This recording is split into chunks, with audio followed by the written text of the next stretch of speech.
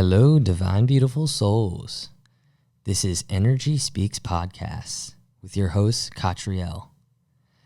So, how are you guys doing today? We just had last week summer solstice. We're now in the middle of Cancer season, and a lot of watery emotions have been coming up for me. You know, there's this shift, from Gemini, where there's a lot of productivity, there's innovative ideas, there's, lots of communication, and all mixed in with a Mercury retrograde, which is kind of funny. And then we transition into an energy of water rather than in air. And within this water is some deep healing I've noticed coming up for myself. It's showing up in my thoughts, it's showing up in my feelings, it's showing up in my physical body, and with spiritually, and all of it's so perfect and divine. What did happen this past week that's kind of shaken me up to my core, really, is the night of the summer solstice, my cousin passed away. And I'll speak more about that. I'm doing my best to even talk about this. So it's been 1 week. I'm not really sure when I'm airing this episode, but it's been 1 week since my cousin passed away, and it's been very difficult to process that. I was told while I was in the car, I was driving, and my mom called me, and she starts off the conversation, with telling me I received my taxes, and I'm like, okay, and thank you. And then the next thing was oh, by the way, and I realized she realized after that it really shook me up, and she didn't really necessarily mean to tell me in that way, because honestly, this came to a shock. It was a shock to her. It was a shock to my dad. It was a shock to my family. We didn't even know how to respond. And I'm going through the energetics of this because, one, it's helping me process, and two, there's a bigger picture here. Bigger picture is how did my cousin pass? Well, my cousin passed because there was a situation at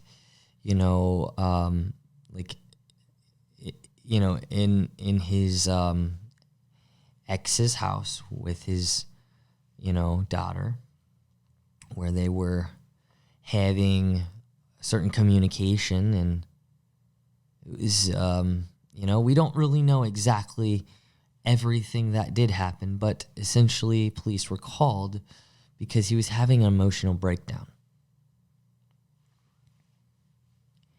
And beginning of Cancer season, literally summer solstice, bringing this energy in, right? Then the police got there, and he was shot. Was not armed. He did not have a body cam.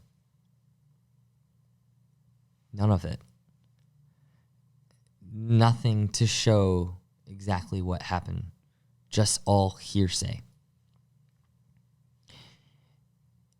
And I know this topic is raw in this day and age, in this society where we live. This is happening all the time. And the first thing that how I responded was, does anybody, like, how do we value life? How do we value life? What does it mean to us? Right? Well, for me, I can only speak about myself, is I value life so dearly, you know? And I feel not only my own emotions, but others. I was gifted being an empath. And as all of these emotions are going through my being, I'm realizing that not all of them are my own, because I was gifted this ability and I'm open to it, you know? I'm open to being an empath. I sometimes can, well, essentially I'm taking on, you know, certain emotions and being able to feel through them on behalf of my family. It's a great responsibility, because with great power comes great responsibility, you know? And that being said, that can go deeper. Why? Well, let's go back to that situation. So, this officer, you know, first of all, you know, I thank all the officers out there that are protecting us, right? But when you put on that suit, you have great power, right? And a great responsibility. And by putting on this suit,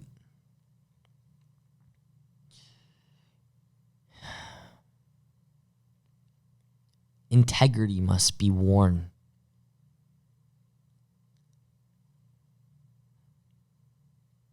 Different perspective needs to be worn.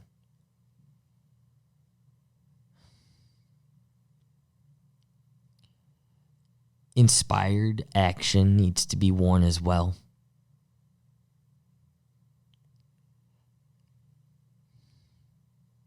Respect.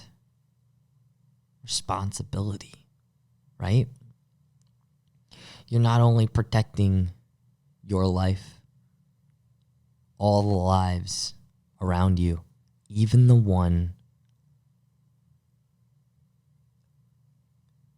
that you may have gone out there for the situation. So that means you need to be on your best game, your best self.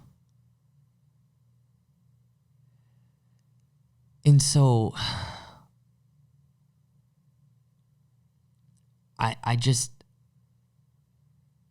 I'm calling out into this universe of all these beautiful beings around us. I'm calling out for change, because something needs to change. We cannot keep hearing about these stories of officers going out on duty, not having a cam on, having these situations be hearsay. Why? Okay, first of all, when you have a bad day, right? Okay, beginning of cancer season, summer solstice, talking to those of you who understand energy, right? Energy's powerful. Sometimes you get emotional. Sometimes you need to scream. Sometimes you need to cry.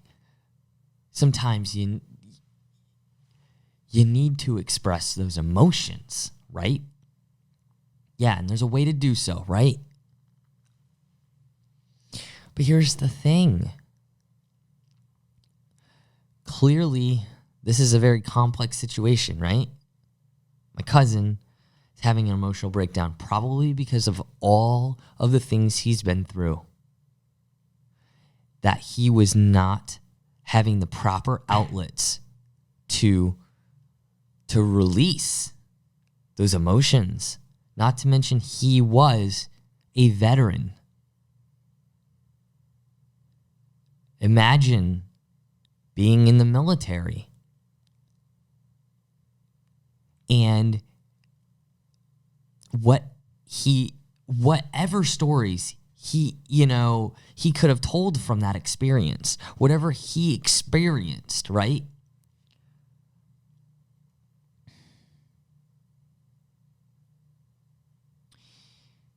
And so that right there is a lot of energy. Secondly,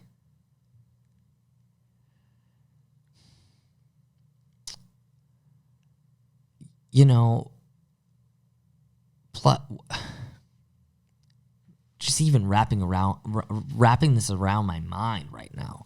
And that's the thing. It's not making sense, right? I mean, it makes sense from the point of view is, one, we need change. We need to shift things, especially within the veterans. Proper care, mental stability, right? We have beings in our United States who volunteer to serve and protect, okay? And then they don't have the proper tools to integrate back into society. Wrong, not good, okay?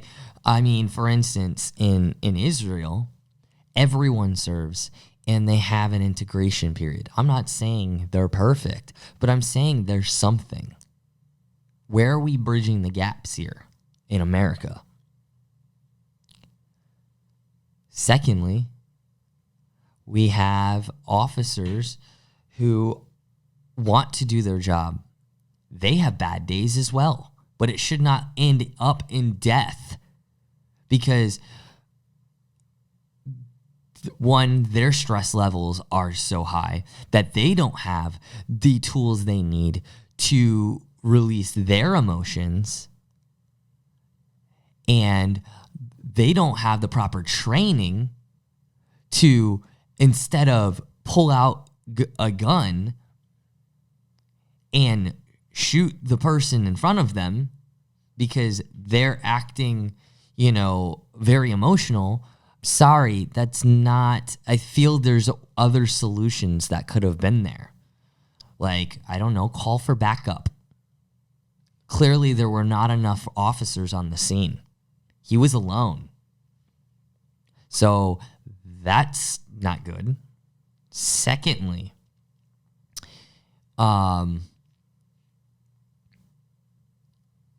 we've already mentioned the cam, okay? So that doesn't exist.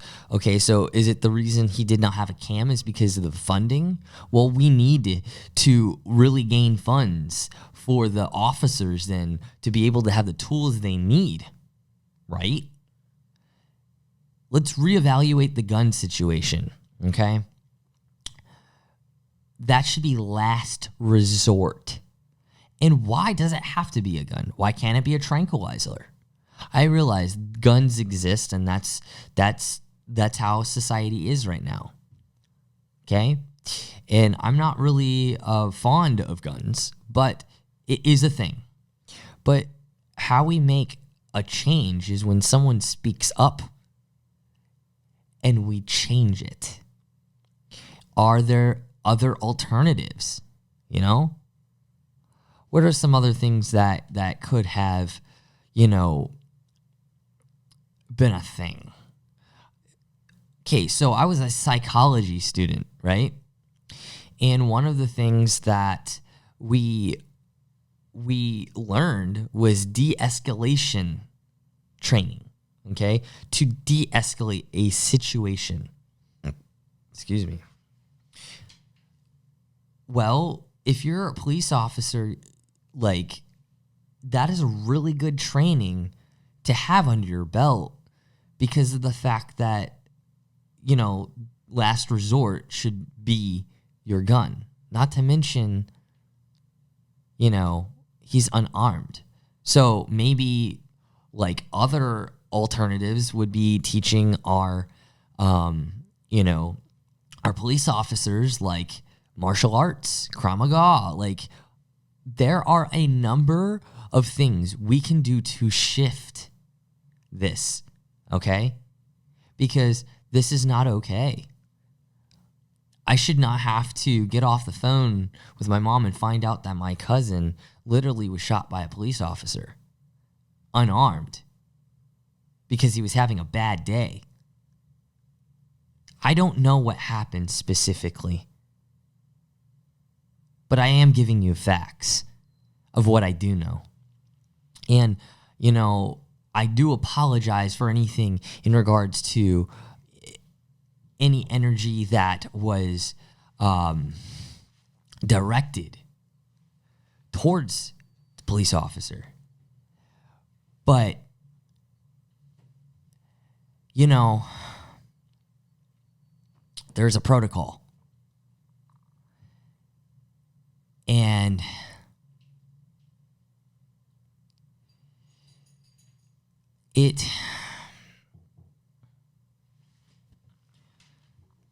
so, yeah, like, a little pause there. Things need to shift in this society, and we have the power to do that. We have the power to take a step in a direction that brings peace to everyone. And I'd like to hear your creative solutions, because we have the power with our voice. We have the power to shift things. I keep repeating that, but it's true.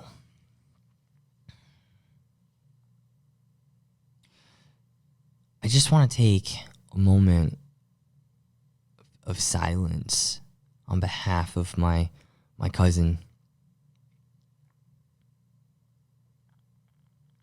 And one moment of silence for my cousin and also my family.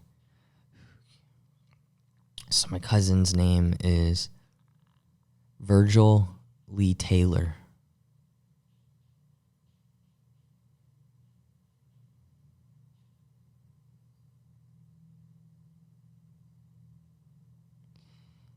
And Verge, I know you can hear me up there. You are an amazing guy. Like, you really were. And very loving guy. I am proud to have been your cousin. You know, I remember the times where we'd go out to the lake. We'd take out the wakeboard and go on your dad's boat. You know, that was the first time I ever wakeboarded. And, you know, like, we've had some good summers. And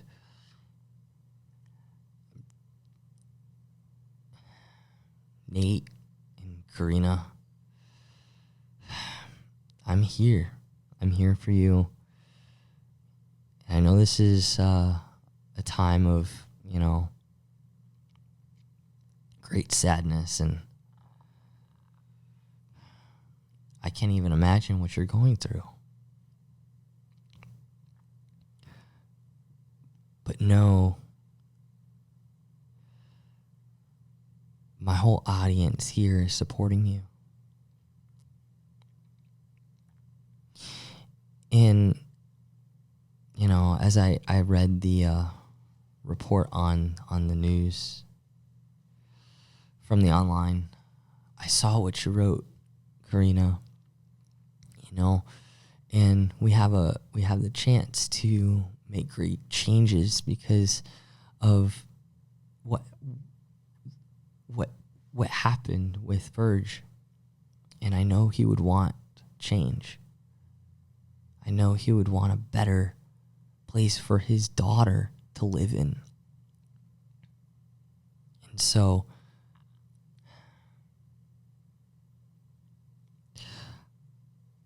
again, I say, please reach out to me if you have any innovative ideas on how to change this situation to where we can not have this happen anymore. The day that this doesn't happen anymore, we've done something right. That doesn't mean we can't do anything right to get there. So please contact me. I'm on Facebook, Catriel DeWitt. Message me. My email is kevindewit1107@gmail.com. Please. And I will have you on this podcast if you'd like to speak out against injustice and change. Make a change. And so I thank you all, divine, beautiful souls. This is Catriel, and Energy Speaks. Over and out.